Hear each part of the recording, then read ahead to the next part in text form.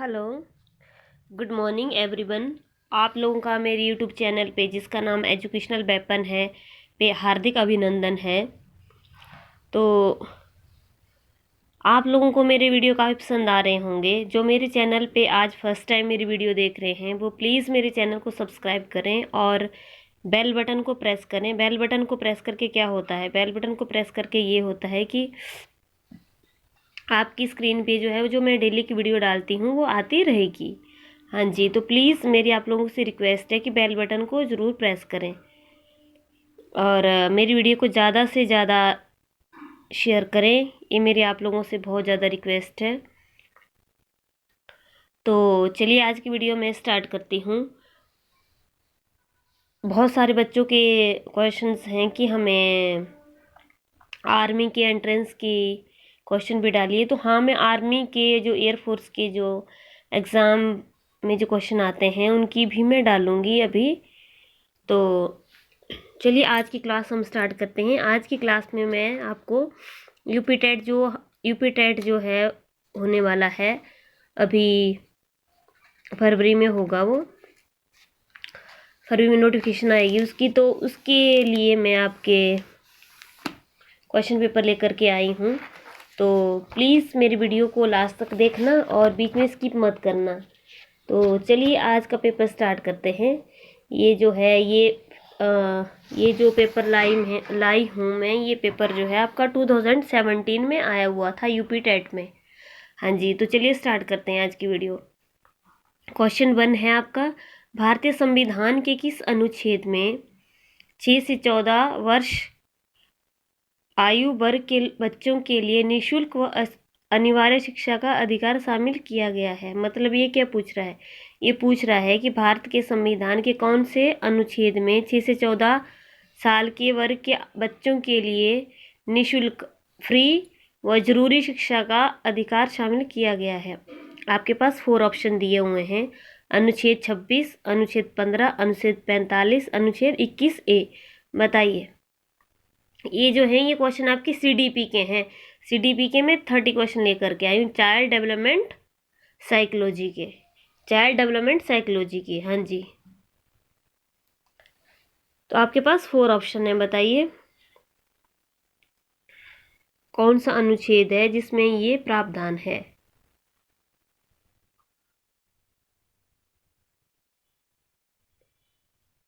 कि 6 से 14 वर्ष तक के बच्चों के लिए निःशुल्क, मतलब निःशुल्क होता है जिसका कोई शुल्क नहीं लगता, जिसका कोई पैसे नहीं लगते, कोई फीस नहीं लगती है। और अनिवार्य का मतलब होता है जरूरी। किसमें है ये? हाँ, तो क्वेश्चन 1 में जो 4 पे टिक लगा रहे हैं, जो 4 को लॉक कर रहे हैं, उनका एकदम करेक्ट है। अनुच्छेद 21A। हाँ, अनुच्छेद 21A में ये प्रावधान किया हुआ है कि मतलब उसमें ये लिखा हुआ है कि 6 से 14 वर्ष के आयु के बच्चों के लिए फ्री शिक्षा व जरूरी शिक्षा का अधिकार शामिल किया गया है। हाँ, हाँ, ये बहुत ज़्यादा इंपॉर्टेंट क्वेश्चन है। तो कॉमन क्वेश्चन है, हर किसी को पता होना चाहिए, क्योंकि हर इंसान के बच्चे पढ़ते हैं और हर बच्चे पढ़ते हैं, है ना। तो ये तो बहुत इंपॉर्टेंट क्वेश्चन है, सब लोगों को पता होना चाहिए। अनुच्छेद 21A में हमारा जो संविधान है। अब क्वेश्चन 2 आगे चलते हैं। अगले क्वेश्चन में, क्रेशमर ने व्यक्ति को निम्न में से किस प्रमुख प्रकार में वर्गीकृत किया है? क्रेशमर ने व्यक्ति को निम्न में से किस प्रमुख प्रकार में वर्गीकृत किया है? कृशकाय, जिसको दुर्बल बोला जाता है, सुडोलकाय में, गोलकाय में, ये सभी। बताइए। हाँ, नंबर 1 दिया हुआ है आपका कृशकाय में, जिसको दुर्बल बोलते हैं, और नंबर 2 है सुडोलकाय, नंबर 3 है गोलकाय, और नंबर 4 है ये सभी। बताइए।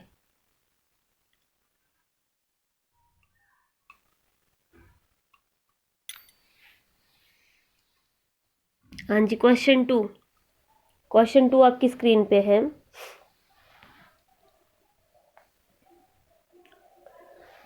क्वेश्चन 2 में जो 4 को लॉक कर रहा है उसका एकदम करेक्ट है, ये सभी। मतलब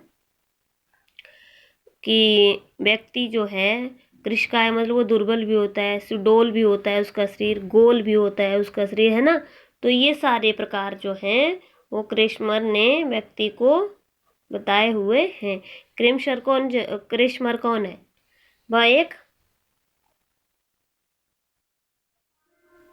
हाँ बताइए कौन है? हाँ, सीडीपी के जो हैं वो वैज्ञानिक हैं। हाँ, टीईटी का उद्देश्य निम्न में से किसका मापन है? टीचर एलिजिबिलिटी टेस्ट, जो हम बोलते हैं ना TET, TET, teacher eligibility test का उद्देश्य निम्न में से किसका मापन है? बौद्धिक क्षमता का, अभिक्षमता का, अभिवृत्ति का या मूल्य का? बताइए। बौद्धिक क्षमता मतलब हमारी बुद्धि की क्षमता का मापता है ये, बताइए। क्वेश्चन 3, टीईटी जो है इसका उद्देश्य निम्न में से किसका मापन है? मतलब टीईटी कराने का मेन मकसद क्या है? जो एंट्रेंस देते हैं ना टेट का, तो उसका क्या उद्देश्य है? बताइए, वो क्यों लिया जाता है? वो किसका मापन करता है? क्वेश्चन 3 आपकी स्क्रीन पे है। हाँ जी बताइए, वेरी गुड, वेरी नाइस, बताओ। प्लीज़ मेरी वीडियो को बीच में स्किप मत करना, मेरी वीडियो को लास्ट तक देखना, मेरी आप लोगों से रिक्वेस्ट है।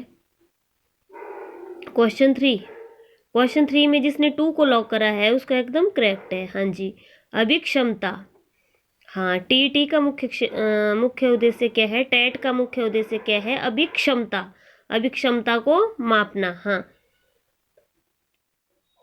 संघनन का सिद्धांत निम्न में से किसकी व्याख्या करता है? क्वेश्चन 4, संघनन का सिद्धांत निम्न में से किसकी व्याख्या करता है?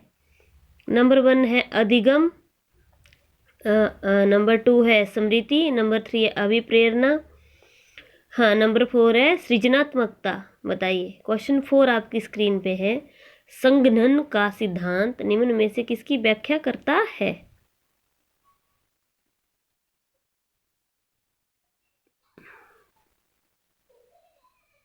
हाँ जी बताइए, क्वेश्चन 4 आपकी स्क्रीन पे है। क्वेश्चन 4 आपकी स्क्रीन पे है। तो क्वेश्चन 4 में जो 2 को लॉक कर रहे हैं उनकी एकदम करेक्ट है। हाँ, स्मृति की, संघनन का सिद्धांत स्मृति की व्याख्या करता है। हाँ, संघनन का सिद्धांत जो है वो किसकी व्याख्या करता है? स्मृति की व्याख्या करता है। तो जिसने 2 को लॉक करा है उसका एकदम सही है। चलिए अगले क्वेश्चन की ओर चलते हैं। क्वेश्चन 5, निम्न में से कौन सी शिक्षा मनोविज्ञान की सर्वाधिक व्यक्तिनिष्ठ विधि है? हाँ बताइए, निम्न में से कौन सी शिक्षा मनोविज्ञान की सर्वाधिक व्यक्तिनिष्ठ विधि है? नंबर 1 अंतर्दर्शन, नंबर 2 बहिर्दर्शन, नंबर 3 अवलोकन करना, नंबर 4 प्रयोगीकरण। हाँ, क्वेश्चन 5 बताइए, क्वेश्चन 5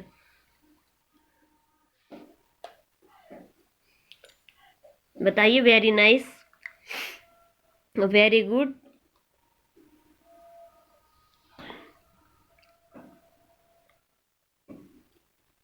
क्वेश्चन 5 आपकी स्क्रीन पे है। हाँ, तो जो क्वेश्चन 5 में जो 1 को लॉक कर रहा है उसका एकदम करेक्ट है। अंतर्दर्शन की व्यक्तिनिष्ठ विधि है अंतर्दर्शन। हाँ, शिक्षा मनोविज्ञान की सर्वाधिक व्यक्तिनिष्ठ विधि है। हाँ, अंतर्दर्शन मतलब उसका अंदर का दर्शन करना, उसको अंदर से झांकना व्यक्ति को। क्वेश्चन 6, अल्बर्ट बंडूरा निम्न में से किससे संबंधित है? हाँ बताइए, अल्बर्ट बंडूरा निम्न में से किससे संबंधित हैं? बताओ, अल्बर्ट बंडूरा निम्न में से किससे संबंधित हैं? क्वेश्चन 6,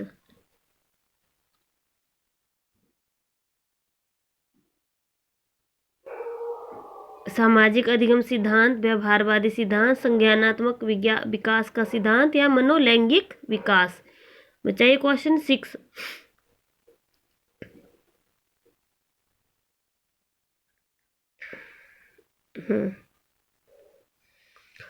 तो जिसने क्वेश्चन 6 में बताइए, क्वेश्चन 6 में जिसने 1 को लॉक करा है उसका एकदम करेक्ट है, सामाजिक अधिगम सिद्धांत। हाँ, हाँ मैं आपको बताती हूँ, अल्बर्ट बंडूरा सामाजिक अधिगम सिद्धांत से कैसे रिलेटेड है? ढंग से सुनना। अल्बर्ट बंडूरा जो है वो एक प्रभावशाली सामाजिक संज्ञानात्मक मनोवैज्ञानिक हैं। हाँ, वे सामाजिक शिक्षा सिद्धांत, आत्म प्रभावकारिता और उनकी प्रसिद्ध बोबोडॉल प्रयोगों की अवधारणा के लिए सबसे फेमस हैं। हाँ,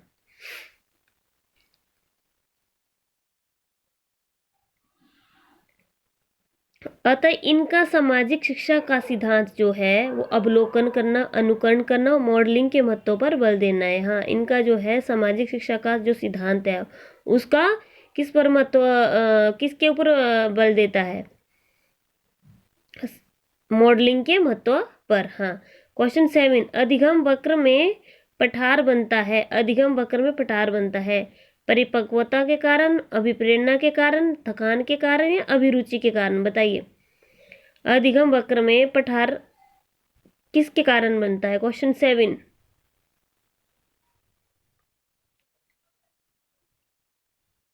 वेरी गुड, वेरी नाइस।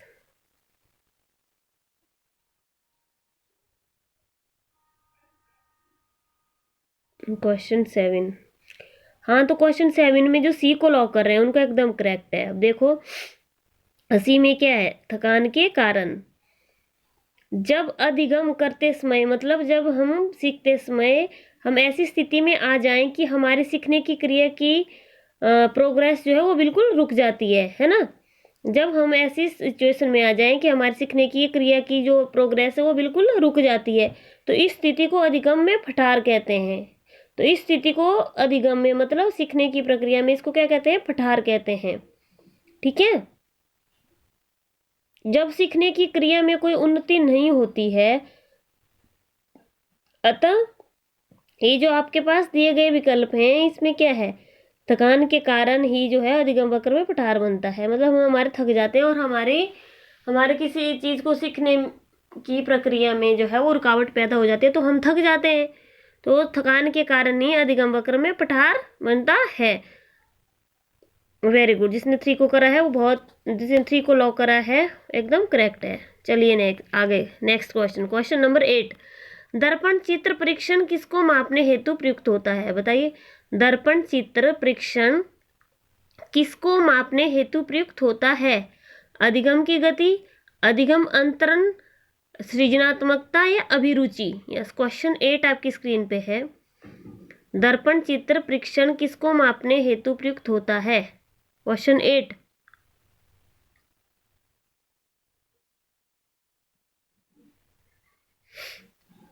हाँ, जो क्वेश्चन 8 में जो 2 को लॉक कर रहे हैं उनका एकदम सही है, अधिगम अंतरण। हाँ, अधिगम अंतरण। हाँ, कैसे? अब मैं आपको समझाती हूँ। दर्पण चित्र परीक्षण को एक मनोवैज्ञानिक तकनीक के रूप में प्रयोग किया जाता है। हाँ, दर्पण चित्र जो है वो उसको एक मनोवैज्ञानिक तकनीक के रूप में यूज किया जाता है जो अधिगम की प्रक्रिया को मुट्ठी से संबंधित होता है, फिर व्यक्तित्व के क्षेत्र में बढ़ाया जाता है। अतः इस परीक्षण का प्रयोग हम अधिगम अंतरण, समन्वय तथा तंत्रिका, मनोविज्ञान आदि क्षेत्र में करते हैं। समझ में आ गया आपको? इसमें क्या है? इसमें ये बोल रहा है कि दर्पण चित्र का परीक्षण जो है वो एक टेक्निकली यूज के लिए किया जाता है। ठीक है, जो अधिगम होता है लर्निंग की प्रक्रिया को, लर्निंग की प्रोसेस को मुट्ठी से संबंधित होता है, फिर उसे व्यक्तित्व के क्षेत्र में बढ़ाया जाता है। तो इस परीक्षण का उपयोग हम अधिगम अंतरण, समन्वय आदि क्षेत्र में करते हैं। ठीक है, क्वेश्चन 9, क्लाउड पिक्चर टेस्ट निम्न में से किसके मापन में प्रयुक्त होता है? बताओ, क्लाउड पिक्चर टेस्ट निम्न में से किसके मापन में प्रयुक्त होता है? बुद्धि, व्यक्तित्व, अभिक्षमता या अभिरुचि? बताओ, क्वेश्चन 9, क्लाउड पिक्चर टेस्ट निम्न में से किसके मापन में प्रयुक्त होता है? बुद्धि के लिए, व्यक्तित्व के लिए, अभिक्षमता के लिए, अभिरुचि के लिए? हाँ, बताइए।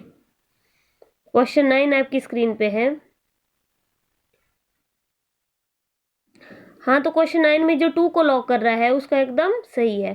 क्लाउड पिक्चर टेस्ट जो है व्यक्तित्व के मापन में प्रयोग किया जाता है। हाँ, क्लाउड पिक्चर टेस्ट जो है व्यक्तित्व के मापने के यूज में किया जाता है। इससे तनाव, प्रदर्शन परीक्षण, कार्यात्मक परीक्षण आदि के मापन के आधार पर व्यक्तित्व परीक्षण किया जाता है।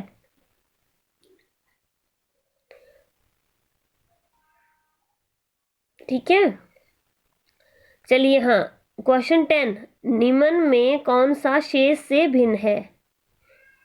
निम्न में कौन सा शेष से भिन्न है, मतलब शेष से अलग है? टीएटी, 16 पीएफ, रेविन का परीक्षण, ड्रा ए मैन परीक्षण, बताइए। जो शेष से भिन्न है वो कौन सा? क्वेश्चन 10। क्वेश्चन 10 में जो 3 को लॉक कर रहा है उसका एकदम सही है। रेविन का परीक्षण अन्य तीनों विकल्पों से भिन्न है। क्यों है? क्योंकि इसका संबंध जो है शिक्षण में भर्बल व नॉन भर्बल अधिम्यूड को मापने के लिए किया जाता है, जबकि अन्य तीनों का संबंध मनोवैज्ञानिक परीक्षण से है। ठीक है, ये जो 3 है इनका संबंध जो है वो इंसान के मनोवैज्ञानिक परीक्षण से है। हाँ, कौन 3? एक टीएटी, 16 पीएफ और ट्राई ए मैन परीक्षण। हाँ, अब रेविन का परीक्षण जो है वो इन सब से अलग है। क्यों? क्योंकि इसका संबंध जो है शिक्षण में भर्बल व नॉन भर्बल अधिम्यूड को मापने के लिए किया जाता है। ठीक है, तो ये 3 अलग हो गए और ये अलग हो गया, तो ये शेष से भिन्न है। हाँ, क्वेश्चन 11, 7, 8, 9, 10, 11, 12 की माध्यिका क्या है? बताइए, क्या माध्यिका है इसकी? 8 है, 9 है, 10 है, 9.5 है। बताइए क्वेश्चन 11। हाँ,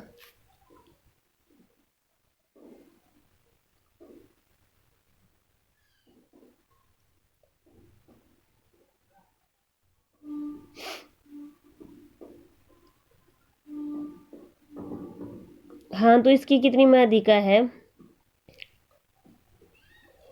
जिसने 4 को लॉक करा है उसका एकदम करेक्ट है, 9.5। ठीक है, क्वेश्चन 12, सूझ या अंतर्दृष्टि के सिद्धांत का प्रतिपादन किसने किया था? हाँ, सूझ या अंतर्दृष्टि के सिद्धांत का प्रतिपादन किसने किया था?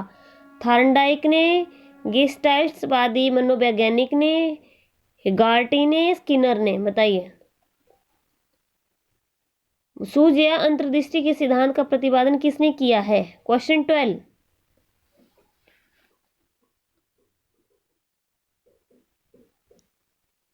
क्वेश्चन 12 में जो 2 को लॉक कर रहे हैं उनका एकदम करेक्ट है, गेस्टाल्टवादी मनोवैज्ञानिक। हाँ, अब कैसे सही है ये मैं तो आपको बताती हूँ, एक्सप्लेन करती हूँ। सूझ या अंतर्दृष्टि के सिद्धांत का प्रतिपादन गेस्टाल्ट मनोवैज्ञानिक ने किया। सीखने का पूरा और सबसे व्यवस्थित उपचार कोपका के गेस्टाल्ट मनोवैज्ञानिक के सिद्धांत 1935 में पाया गया है। इसमें इन्होंने सुझाव दिया कि सीखने की स्थिति एक समस्या की स्थिति है। हाँ, कि जब हम कोई भी लर्नर जो है वो सीखता है, वो कोई भी चीज़ सीखता है तो उसके लिए वो समस्या बन जाती है और शिक्षार्थी को समस्या को पूरी तरह से देखना चाहिए। अंतर्दृष्टि में इसका समाधान संभव है। अब जो स्टूडेंट है उसको अच्छे तरीके से उस स्थिति को समझना चाहिए। हाँ, अंतर्दृष्टि में इसका समाधान संभव है। अगर हम अपनी अंतर्दृष्टि से नहीं इसको नहीं समझेंगे तो हम कैसे समझेंगे? इसलिए क्या आएगा? अंतर्दृष्टि इसका सही आएगा। हाँ, मैकडूगल के अनुसार प्रत्येक मूल प्रवृत्ति से संबंध होता है, संज्ञान, संवेग, संवेदना, चिंतन। मैकडूगल के अनुसार प्रत्येक मूल प्रवृत्ति से संबंध होता है, संज्ञान, संवेग, संवेदना या चिंतन। क्वेश्चन 13,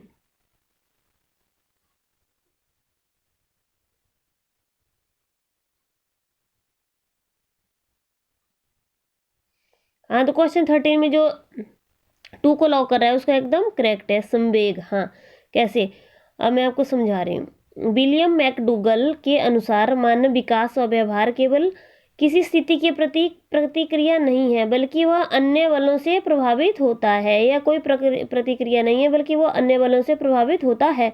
अतः संज्ञान, संवेदना, चिंतन सभी संवेग से संबंध है। इन्होंने सामाजिक प्रतिक्रिया विकसित करने तथा लक्ष्यीकरण को लक्ष्य बनाने में वृत्ति के महत्व के बारे में बताया। हाँ,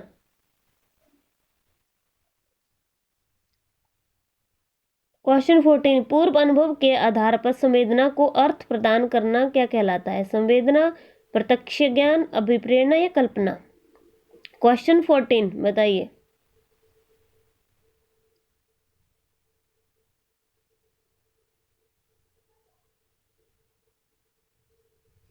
क्वेश्चन 14, हाँ, जो क्वेश्चन 14 में जो 2 को लॉक कर रहे हैं उनका एकदम करेक्ट है, प्रत्यक्ष ज्ञान। हाँ, पूर्व अनुभव के आधार पर संवेदना प्रकट करना था, उसके अर्थ प्रदान करने को प्रत्यक्ष ज्ञान कहा जाता है। हाँ, सही है। क्वेश्चन यस, क्वेश्चन 15, 5 वर्ष के मोहन की मानसिक आयु 8 वर्ष है, उसकी बुद्धि लब्धि कितनी है? बताइए।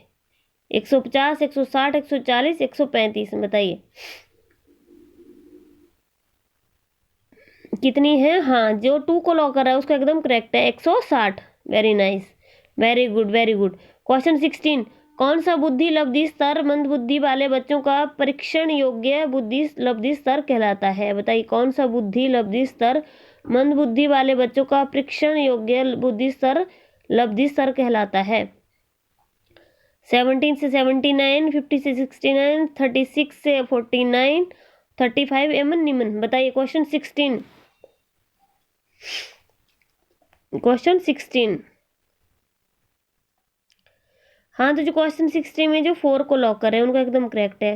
35 एवं 20 तक की IQ बुद्धि लब्धि वाले बालक को परीक्षण योग्य बुद्धि लब्धि स्तर कहा जाता है। हाँ, यह न्यूरोलॉजिकल शर्त की जरूरत होती है जिसे बुनियादी कौशल तथा पर्यवेक्षण के साथ सिखाया जाता है। ठीक है,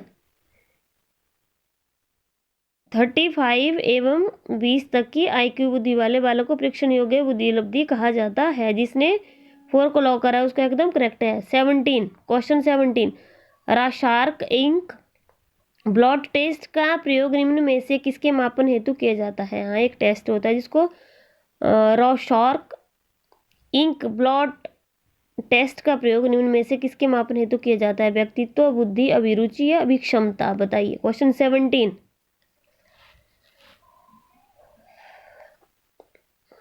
क्वेश्चन 17 में जो 1 को लॉक कर रहा है उसका एकदम करेक्ट है।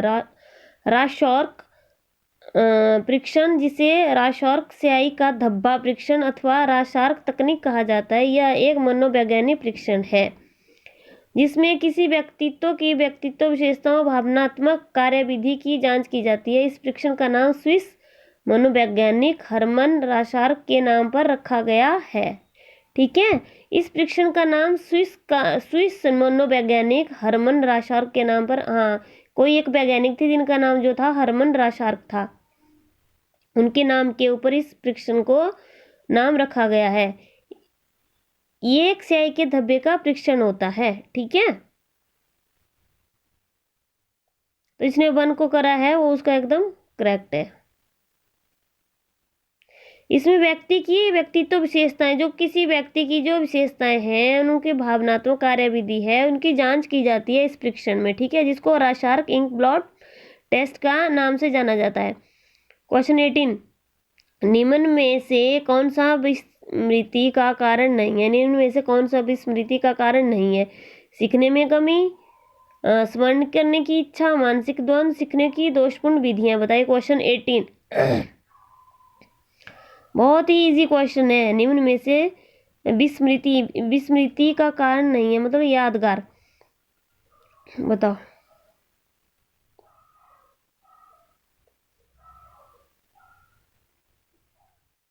हाँ, क्वेश्चन 18 में जो 2 को लॉक करा है उनका एकदम करेक्ट है। अब कैसे? स्मरण या याद करने की इच्छा विस्मृति अथवा भूल का कारण नहीं है, बाकी शेष सभी विस्मृति को प्रभावित करते हैं। अब कैसे करते हैं? जैसे सीखने में कमी, मानसिक द्वंद्व है, मतलब उसके सीखने में कोई कमी आ रही है, उसमें शरीर में कोई द्वंद्व चल रहा है, कोई युद्ध चल रहा है कि मैं ये करूँगा, मैं वो करूँगा। सीखने की दोषपूर्ण विधि, उसके सीखने में कोई दोष है। समय की कमी है, उसके पास समय नहीं है। कमजोर स्वास्थ्य, उसका स्वास्थ्य सही नहीं है। दोषपूर्ण मानसिक स्थिति है, मानसिक भी उसकी स्थिति सही नहीं है। हस्तक्षेप है, आराम और नींद का अभाव आदि। हाँ, तो ये जो है वो विस्मृति का कारण नहीं है। हाँ, तो जिसने 2 को करा है स्मरण करने की इच्छा, वो उनका एकदम करेक्ट है। क्वेश्चन 19, वह विज्ञान जो संख्यात्मक प्रदत्त को एकत्रित करने, विभाजित करने, प्रस्तुत करने, तुलना करने और व्याख्या करने की विधि से संबंधित है, क्या कहलाता है? सांख्यिकी, गणित, ज्यामिति या संभाव्यता? बताइए। क्वेश्चन 19।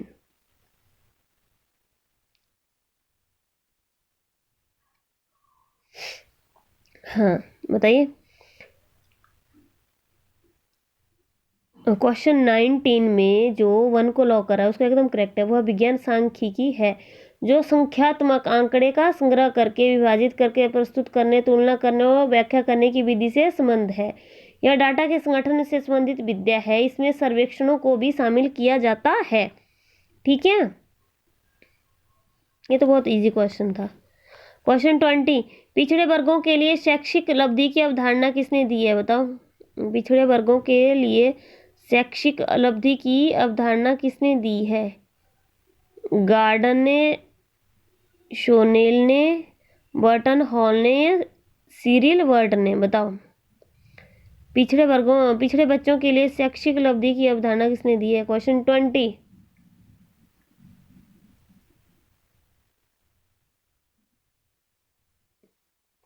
क्वेश्चन 20 में जो 4 को लॉक कर रहा है उसका एकदम करेक्ट है। देखो कैसे। सिरिल बर्ट ने पिछड़े बच्चों के लिए शैक्षिक उपलब्धि की अवधारणा दी। इन्होंने पिछड़े बच्चों के लिए शैक्षिक उपलब्धि को सांख्यिकीय रूप में निर्धारित किया। हाँ। क्वेश्चन 21। निम्न में से कौन सा एक उत्तम परीक्षण की विशेषताओं से भिन्न है? हाँ, निम्न में से कौन सा एक उत्तम परीक्षण की विशेषताओं से भिन्न है?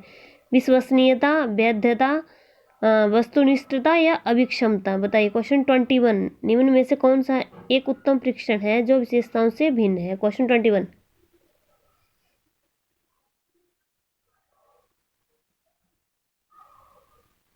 ट्वेंटी वन में जिसने 4 को लॉक करा है उसका एकदम करेक्ट है। दिए गए उत्तम परीक्षणों की विशेषताओं से अभिक्षमता भिन्न है क्योंकि परीक्षण में विश्वसनीयता, वैधता तथा वस्तुनिष्ठता पर ध्यान दिया जाता है। अभिक्षमता एक ज्ञान कौशल है। ठीक है, अभिक्षमता जो है वो एक ज्ञान कौशल है और दिए गए उत्तम परीक्षणों की विशेषताओं से अभिक्षमता भिन्न है क्योंकि परीक्षण में विश्वसनीयता, वैधता तथा वस्तुनिष्ठता पर ध्यान दिया जाता है। हाँ, तो जिसने 4 को लॉक करा है उसका एकदम सही है। क्वेश्चन 22। निम्न में से कौन सा बुद्धि का सिद्धांत नहीं है? एक तत्व सिद्धांत, द्वितत्व सिद्धांत, प्रत्यागमन का सिद्धांत, बहुतत्व सिद्धांत? बताओ। क्वेश्चन 22। हाँ, क्वेश्चन 22। क्वेश्चन 22 आपकी स्क्रीन पे है। तो क्वेश्चन 22 में जो 3 को लॉक कर रहा है उसका एकदम करेक्ट है। प्रत्यागमन का सिद्धांत बुद्धि के सिद्धांत से संबंध नहीं है। क्यों? क्योंकि बुद्धि की सिद्धांत है विनय का एक तत्व सिद्धांत, द्वितत्व सिद्धांत, त्रिकारक बुद्धि सिद्धांत, थर्ड आई का बहुकारक सिद्धांत, थर्स्टन का समूह कारक बुद्धि लब्धि का सिद्धांत आदि। ठीक है। क्वेश्चन 23। निम्न में से कौन सी एक अंतःस्रावी ग्रंथि नहीं है? एड्रिनल ग्रंथि, पीयूष ग्रंथि, लाल ग्रंथि, थायराइड ग्रंथि? बताइए। अंतःस्रावी ग्रंथि कौन सी नहीं है इनमें से? क्वेश्चन 23। हाँ, तो क्वेश्चन 23 बताइए इसका क्या आएगा? जो क्वेश्चन 23 में जो 3 को लॉक कर रहा है उसका एकदम करेक्ट है। लाल ग्रंथि अंतःस्रावी ग्रंथि नहीं है। क्यों? यह एक्सोक्राइन ग्रंथियों, नलिकाओं के साथ जुड़ी हुई ग्रंथि है। यह कहाँ से जुड़ी हुई है? एक्सोक्राइन ग्रंथियों और नलिकाओं के साथ यह जुड़ी हुई ग्रंथि है जो लार पैदा करती हैं। यह कई घटकों से मिलकर बनी होती है। इसमें एमिलेस एक पाचक एंजाइम होता है जो स्टार्च को मोलथेस और ग्लूकोज में विभाजित करता है। ठीक है, तो जो क्वेश्चन 23 में जो 3 को लॉक कर रहा है उसका एकदम करेक्ट है। क्वेश्चन 24 में पियाजे के अनुसार संज्ञानात्मक विकास की द्वितीय अवस्था क्या है? ज्ञानेंद्रिय अवस्था है, औपचारिक संक्रिया की अवस्था है, पूर्व संक्रिया की अवस्था है या मूर्त संक्रिया की अवस्था है? क्वेश्चन 24।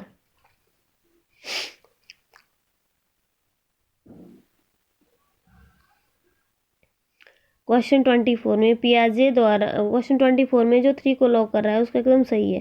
पियाजे द्वारा प्रतिपादित संज्ञानात्मक विकास की अवस्थाओं में द्वितीय अवस्था पूर्व सक्रियात्मक की अवस्था होती है।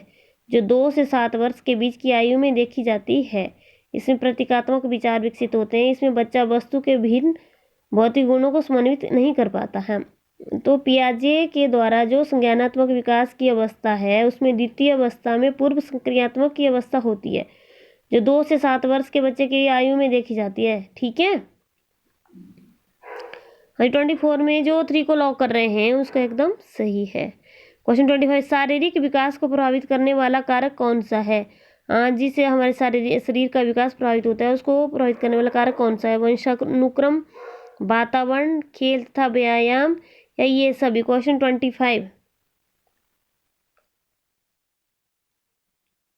25 में जो 4 को लॉक कर रहा है उसका एकदम करेक्ट है।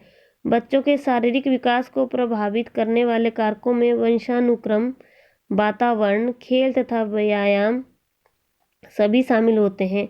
इससे बच्चों का शारीरिक एवं मानसिक विकास होता है। हाँ, very nice, very good, very nice. आप लोग नीचे कमेंट बॉक्स में अपने कमेंट देते हुए चलना, ठीक है। क्वेश्चन 26, बुद्धि लब्धि की गणना का सही सूत्र निम्न में से कौन सा है? बताओ। बुद्धि लब्धि की गणना का सही सूत्र निम्न में से कौन सा है? मानसिक आयु अपॉन वास्तविक आयु मल्टीप्लाई 100, वास्तविक आयु बटा मानसिक आयु, नंबर 3 पे वास्तविक आयु बटा मानसिक आयु गुणा 100, मानसिक आयु बटा वास्तविक आयु मल्टीप्लाई 100। बताइए। क्वेश्चन 26, बुद्धि की लब्धि की गणना कौन से सूत्रों द्वारा की जाती है? हाँ, तो बुद्धि लब्धि की गणना जो है मानसिक आयु बटा वास्तविक आयु मल्टीप्लाई 100 के द्वारा की जाती है। हाँ, वेरी नाइस। इसी के आधार पर बालकों के विभिन्न वर्गों में रखा जाता है। बहुत इंपॉर्टेंट क्वेश्चन है। क्वेश्चन नंबर 27, चिंतनशील सोच की चर्चा इनमें से किसने की है? हाँ, चिंतनशील सोच की चर्चा इनमें से किसने की है? डेवी ने, रॉस ने, वुडवर्थ ने, या ड्रेवर ने? बताओ। चिंतनशील सोच की चर्चा इनमें से किसने की है? क्वेश्चन 27।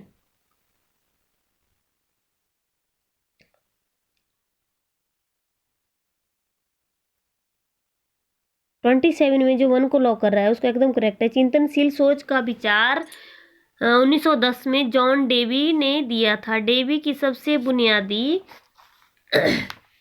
भावना यह थी कि सीखने से उस डिग्री में सुधार होता है जो प्रतिबिंब की प्रक्रिया से उत्पन्न होता है। ठीक है। क्वेश्चन 28, आगमनात्मक तर्क के स्तरों में कौन सा शामिल नहीं है? बताइए। हाँ, आगमनात्मक तर्क के स्तरों में कौन सा शामिल नहीं है? बताओ। क्वेश्चन 28 आपकी स्क्रीन पे है। आगमनात्मक तर्क के स्तरों में कौन सा शामिल नहीं है? क्वेश्चन 28, अवलोकन, प्रयोग, सामान्यीकरण या कल्पना?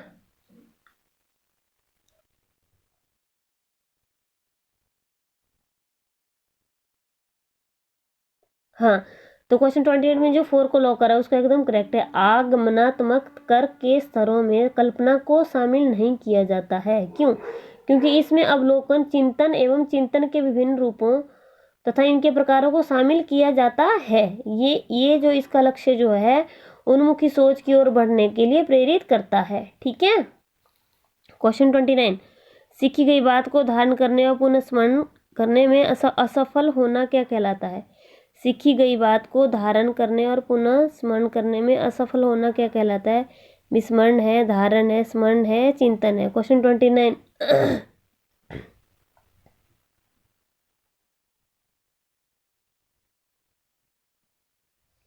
29 में जो 1 को लॉक कर रहा है उसका एकदम करेक्ट है। सीखी गई बात को धारण करने में, पुनः स्मरण करने में असफल होने को विस्मरण कहा जाता है। यह बात की कमी को व्यक्त करता है। हाँ। क्वेश्चन 30, मूल प्रवृत्ति की एक प्रमुख विशेषता क्या है जो किसमें पाई जाती है? केवल मनुष्यों में, केवल बिल्लियों तथा चूहों में, सभी प्राणियों में, तथा यह जन्मजात व प्राकृतिक होती है या केवल कलाकारों में? बताइए। क्वेश्चन 30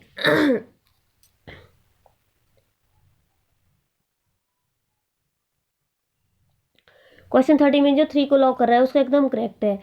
मूल प्रवृत्ति सभी प्राणियों में पाई जाती है जो जन्मजात व प्राकृतिक रूप से प्राप्त होती है, मतलब जो उनसे जन्म के टाइम से ही होती है ना। इसमें परिवर्तन समाज व वातावरण के प्रभाव से भी होता है। जो बाद में होता है, मतलब जो परिवर्तन बाद में में रहने से और उस पर्यावरण में रहने से भी होता है। तो आज मैं आप लोगों के लिए इतने क्वेश्चन लेकर के आई थी, क्वेश्चन 30 तक, मतलब 30 क्वेश्चन लेकर के आई थी। तो आई होप आप लोगों को मेरी वीडियो काफ़ी पसंद आई होगी। तो प्लीज़ मेरे चैनल को ज़्यादा से ज़्यादा शेयर करें और मेरे चैनल को सब्सक्राइब करें और बेल बटन को प्रेस करें। तो मैं भगवान से यही विनती करूँगी कि आप लोग अपनी लाइफ में बहुत खुश रहें, बहुत तरक्की करें, बहुत आगे बढ़ें। चलिए डियर, आज की क्लास यहीं पे ख़त्म करते हैं। All the very best.